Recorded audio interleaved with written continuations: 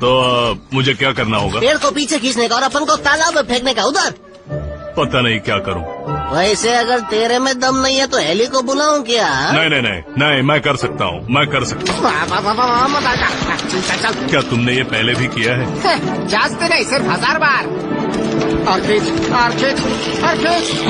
Smart. छोड़ डाल। अपन उड़ सकता है। आज अपन ऊपर आसमान।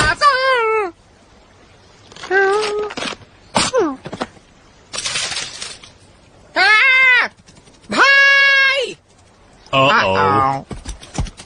क्रैश, मेरे भाई तो ठीक तो है ना? हाँ, इसे क्या हुआ? मैंने इसको पेड़ पर चढ़ाकर फेंक डाला। पागल हो गए हो? उसने कहा वो कर सकता है और तुमने उसकी बात मान ली।